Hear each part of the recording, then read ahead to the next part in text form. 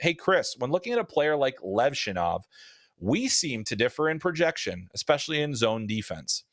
What makes you like his current play and projection to the NHL? What can Hawks fans likely look forward to in Levshunov at number 2 that other D-men in this draft don't offer?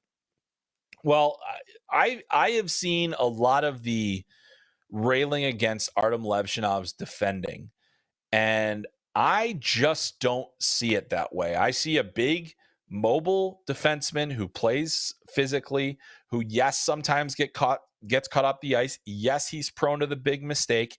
Every single player, defenseman, that is a puck moving defenseman is going to make a big mistake often.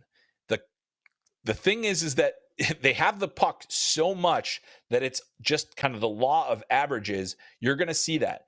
And for whatever reason, I feel like offensive defensemen get dinged for that far more than any other player. Because, well, if you turn the puck over and you get caught up ice, or if you make a bad read and the guy blows by you, everybody sees it. Wings don't have that issue. Centers tend not to, that they don't get blown up for that. Defensemen do. And it's understandable why. But the thing that I think about Levshunov, and the reason that I have him as my number 1 defenseman in this draft, of all the players, he is the most well-rounded. I have the fewest concerns about his overall defending relative to the other guys that are point-producing defensemen. He has size, he has strength, he has physicality, he competes, he's smart, he makes a lot of big plays. He's that mobility that he has is really special. The poise with the puck that he has is really special. Those are the things that I think separate him, because I think he does more things better than guys that might be elite at one thing. Whereas, you say, well, Zeev Buium is an elite puck mover, tremendous vision, hockey sense, all those different things. Zane Parekh, one of the more creative, dynamic players.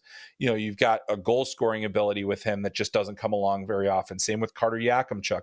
Sam Dickinson is another player that I think is kind of closer, but there's still some of those concerns about overall hockey sense and how much is, he's just so much more physically advanced than a lot of his peers. And, is there as much upside? I think you look at Anton Slide and you say tremendous upside, but what if the offense never comes? And there's a big risk in that, because you kind of have to have a top pairing defenseman that's going to put up some points for you and be a scoring threat. And I think Levshunov is the guy that checks the most boxes. And that's the reason why I think that he belongs in that conversation. I've watched him for 2 years. I've seen a player that has gone from one of the best under, draft -1 defenseman I've seen in the USHL to one of the best draft -1 defenseman I've seen in the NCAA.